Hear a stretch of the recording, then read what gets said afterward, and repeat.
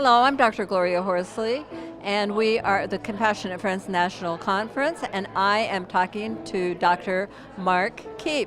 And Mark is a cardiologist, or has been, and now he's involved in health and wellness. He is a bereaved father, Alyssa, who died 8 years ago yesterday. Oh, Yep. those anniversaries are tough. They're tough, and they are, yeah.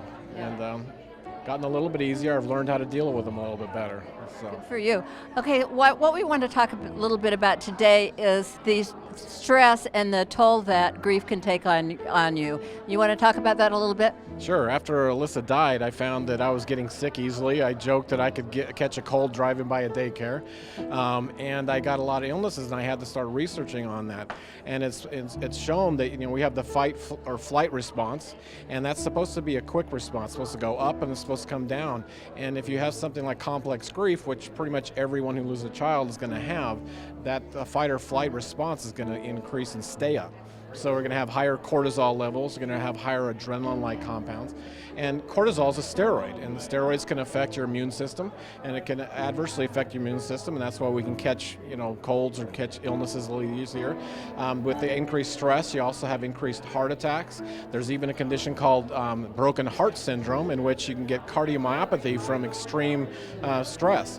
It's not that common, but it does occur, and it just sort of shows how intense grief can be on the body. So what we need to do with people going through grief, we need to identify it, and we need to catch it and help them reduce that stress as best they can, reduce the cortisol.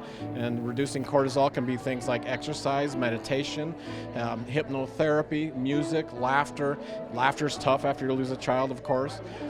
And groups like the Compassionate Friends, getting together and having people that can help you is really important. And so we just want to help people reduce that stress, reduce the cortisol and adrenaline compounds, and keep their health as best they can going through something like this. I'm so glad you're here to talk about this, because there are people who feel almost like this constant grieving is kind of a badge of courage and that kind of thing, and you can really get too low. It can ruin your health, and it doesn't benefit you to have another victim, or if there's been an accident or a suicide or whatever. It's not useful to have it take another person. Right, and you can continue to grieve. The day I realize that I'm never going to get over her death, and that's okay, I don't really want to, the day I don't think about her will be a bad day, that helped me reduce my stress and said, okay, this is just going to be something I can live with, and I can live with it healthier. Well, thank you so much for being on the thanks show. For being here. It's always great to see you. Yeah, great to see you. And people ought to come to Compassionate Friends if you can't get there this year, next year, because Dr. Mark will be here to talk to you about it. Always here, yeah. I love it here. All the friends we meet here. Right. So. Absolutely. Mark and I want to say to you, if you've lost hope, lean on ours till you find your own, and God bless.